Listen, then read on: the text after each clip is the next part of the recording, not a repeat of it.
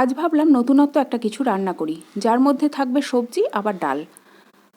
তাই একটা বাটিতে নিয়ে নিলাম 50 গ্রাম মটর ডাল। মটর ডালটাকে সবার প্রথমে ধুয়ে নিচ্ছি।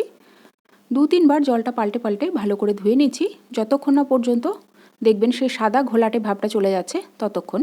মিক্সিং জারের মধ্যে দিয়ে দিচ্ছি সামান্য একটু নুন আর লঙ্কা, আর সামান্য একটু জল দিয়ে মটর ডালটাকে ভালো করে পেস্ট করে নেব। মটর ডালের বড়া খেতে সবার বেশ ভালোই লাগে।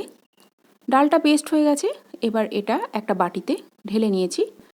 এই ডাল বাটার মধ্যে আমি কোনো খাবার সোডা কিংবা গরম তেল মেশাচ্ছি না, আপনারা চাইলে মিশিয়ে নিতে পারেন। ভালো করে মিনিট 2 ফেটিয়ে নিচ্ছি। তারপর সর্ষের তেলের মধ্যে বড়াটাকে ভাজবো। ফ্লেমটাকে লোতে রেখে বড়াগুলোকে ভেজে নিচ্ছি। কখনোই হাই ফ্লেমে দিয়ে তো বড়াটা ভালো ভাজাই যায় না, সেটা সকলেই আমরা জানি। আর এই মটর ডালের বড়া ভাজতে ভাজতে একটা তো পেটে যাবেই, আমার মেয়ের তো একটা দুটো পেটে চলেই যায়। যাই হোক, লো ফ্লেমে বড়াগুলোকে ভেজে নিচ্ছি। ভাজা হয়ে যাওয়ার পর অন্য একটা পাত্রে বড়াগুলোকে তুলে নিচ্ছি। বড়া ভাজার যে তেলটা থাকছে তাতে মেশাচ্ছি আরও কিছুটা সর্ষের তেল। মোটামুটি 2 চামচ মতো আমি সর্ষের তেল আবার মেশালাম। তেলটা যখন খুব ভালো মতো গরম হয়ে যাবে তখন তাতে মিশিয়ে দেব হাফ টিস্পুন কালো জিরে। কালো জিরের ফ্লেভার খুব ভালো লাগে ফোড়ন হিসাবে। আর 500 মতো দিচ্ছি ঝিঙে, যেটাকে একটু ছোট করেই কেটে নিয়েছি।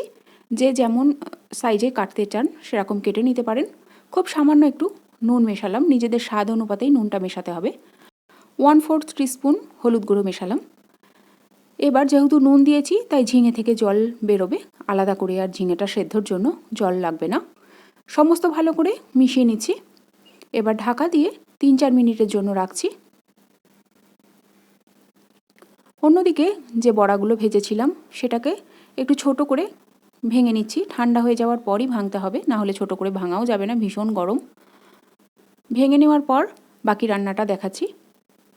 দেখুন 3-4 মিনিটের মধ্যে ঝিঙেটা থেকে জলও বেরিয়েছে, তাতে কিছুটা ঝিঙে সেদ্ধও হয়ে গেছে। এবার এর মধ্যে মিশিয়ে দিচ্ছি ধনে গুঁড়ো, জিরে গুঁড়ো সব 1 চামচ করেই দিচ্ছি।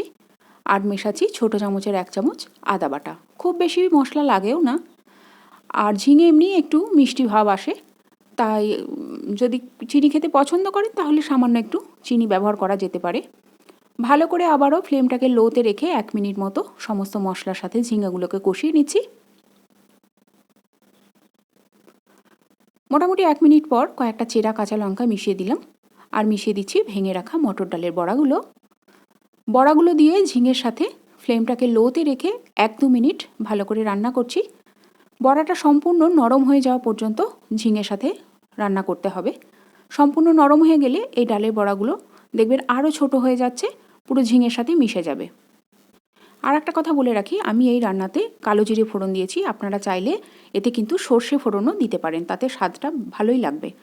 আর যেহেতু নিরামিষ রান্না, একটু ঘি গরম মশলা দিলে ভালো লাগে। আমি হাফ টিস্পুন মতো ঘি মেশালাম।